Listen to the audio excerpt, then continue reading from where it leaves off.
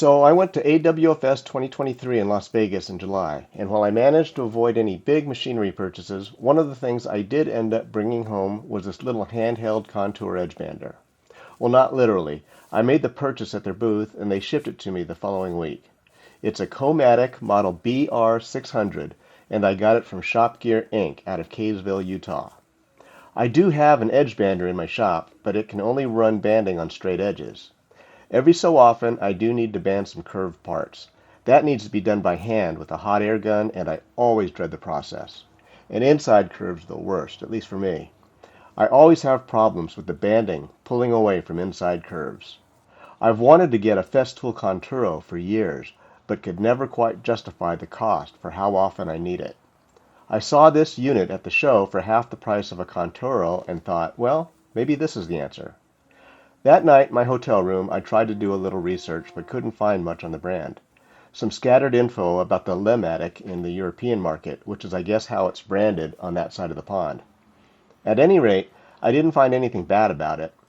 I went back to Shop Gear's booth the next day and asked if I could try the machine out.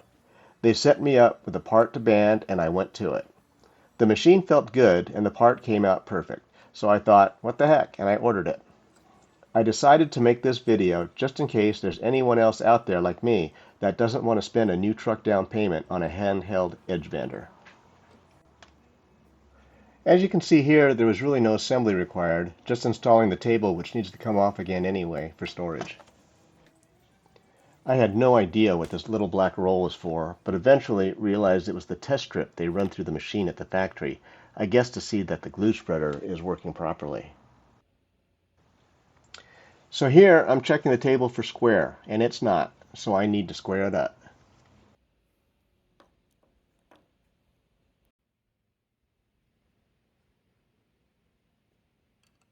Surprisingly, this Allen wrench was not included in the kit, so I'll need to pick up another one to keep with the machine.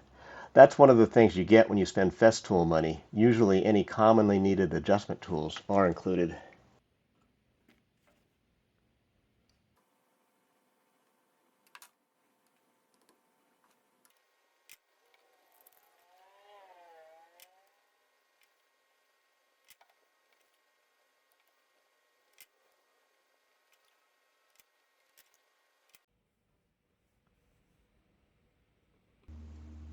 Okay, now the table is square.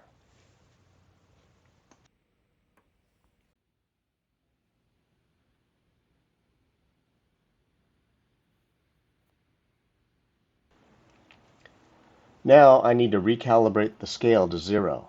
This table will adjust to something like plus or minus 15 degrees. I'm pretty sure the Conturo will tilt a lot further. Truth be told though, squaring this up was kind of a pain in the butt, so I'm not sure that I ever plan on actually moving it again.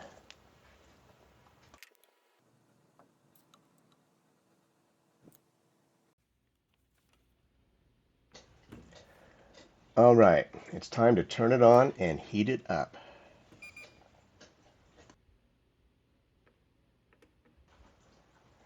Okay, how to turn the heat on?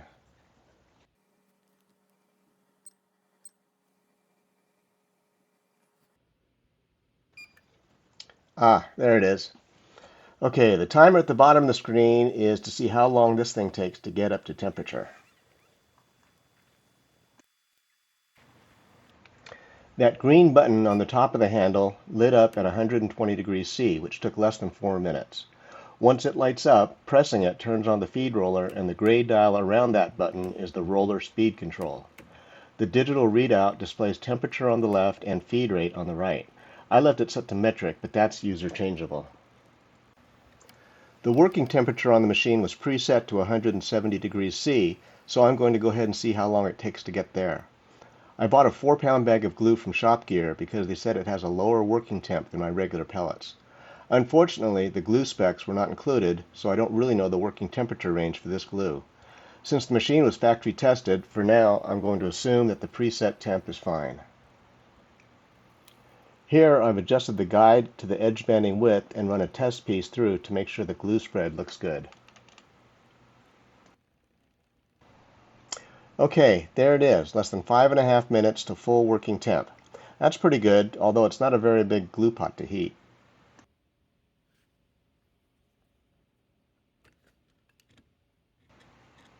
Now I'm adjusting the table height to match my material thickness, which is 3/4 of an inch or 19 millimeters. Thankfully, this is a lot easier than adjusting the table tilt.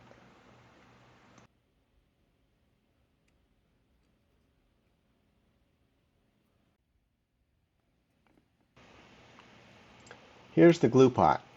I'll add a couple of scoops, and I think we're ready to do some edge banding.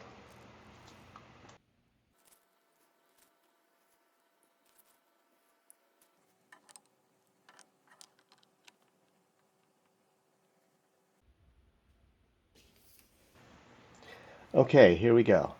I'm starting off with some 1/2 millimeter pre-finished maple, since that's what I use most of in my shop. I use pre-finished maple plywood for all of my cabinet interiors, so this is the edge banding that's used for adjustable shelves and whatever other plywood edges that might be exposed. To be clear, what I'm showing you here are my actual first attempts at using this machine outside of the AWFS exhibit hall. Granted, I can run straight edges like this all day on my other edge bander, but I wanted to start off with something easy and work my way up.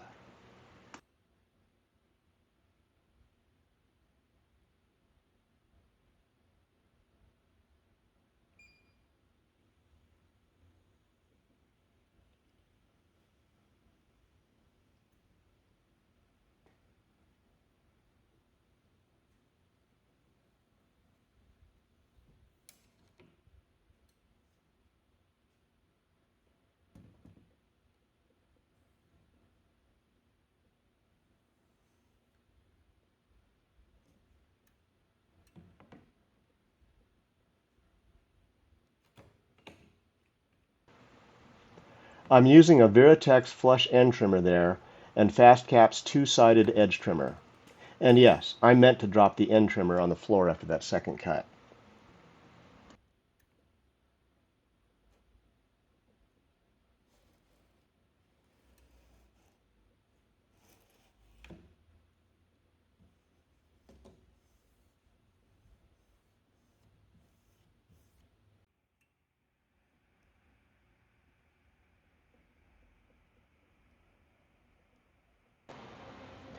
There's a little tear out on the plywood veneer there, but that was no fault of the edge bander.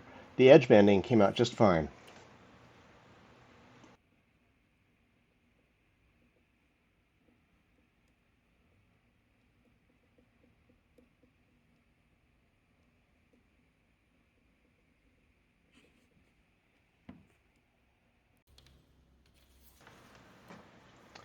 Now I'll try to run a length of 1 millimeter white oak to see how the machine handles a little more thickness.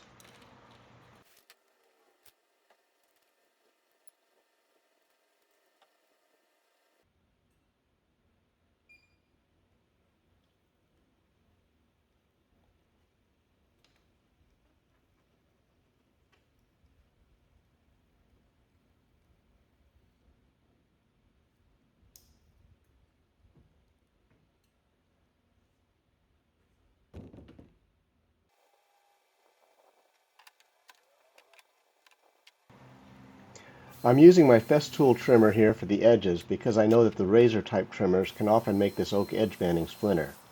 This is also proof that I'm willing to spend Festool dollars when I need to.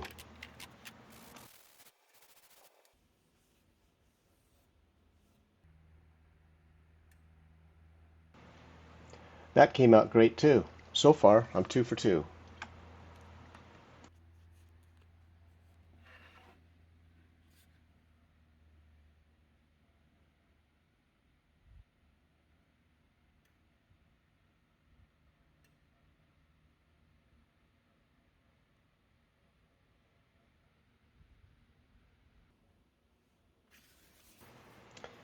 Okay, here it is.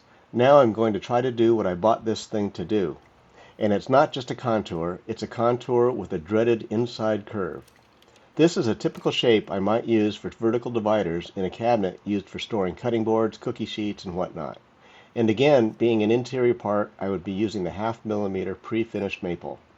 Spoiler alert, this took a couple of tries. So watch carefully just as the pressure roller starts to go around the first outside curve. I'm not paying attention to the leading edge of the pressure plate or whatever that part out front is, and it hits the second outside curve. This causes the pressure roller to lose contact with the edge of the board, but the edge banding keeps feeding through and buckles as I'm trying to negotiate the inside curve. I don't know if that made any sense to anyone but me, but as you can see, my length of edge banding was suddenly about 4 inches too short. And bottom line, it was a fail.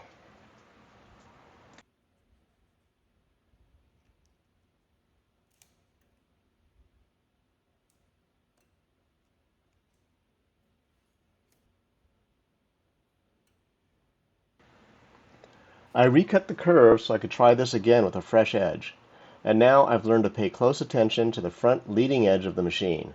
I'm also learning that I can keep pressure on the feed roller by feel and not need to constantly watch it.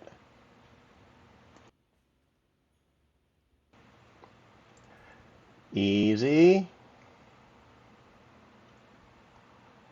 That's better.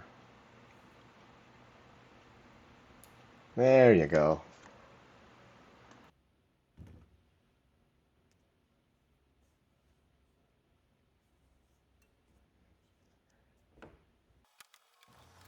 That little edge trimmer I'm using there, as far as I'm concerned, is the best ever for trimming contours. It's from a company called Edge Supply, and it's kind of pricey, like 50 or 60 bucks, but it works great. Worth the money.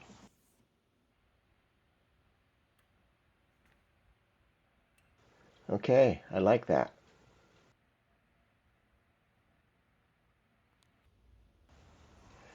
The other thing I was hoping to be able to do with this machine was to apply thicker wood strips once in a while. My other Edgebander can run 3mm PVC banding, but not wood strips, because the roller path is not straight enough. I've tried it, and the strips just break and jam up. So for this test, I ripped a piece of white oak 3/32 thick, or just under 2.5 mm. This time, I'll try to keep the leading edge of the machine as close as I can to the board to minimize the angle that the strip feeds out. Seems to be working okay.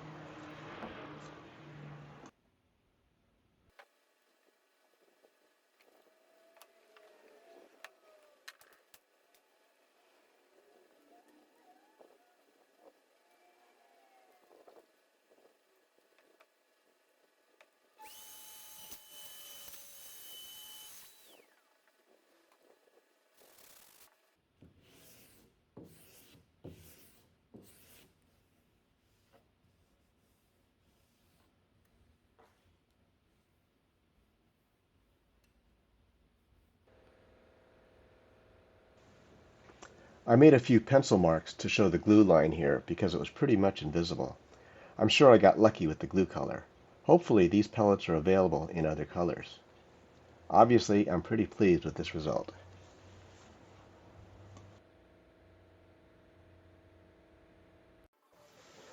So I gotta say, I'm pretty pleased with this little Edgebander. Overall, I'd rate the fit and finish around a B plus to A minus. I've never put my hands on a Festool Conturo, but I have enough other Festools to know it's probably an A to A plus. Like the Conturo, there are accessories available, like a table for fixed mounting of the machine. I do believe that you generally get what you pay for when you spend that Festool money, but for my needs, I'll be getting a whole lot of value for the money spent on the Comatic.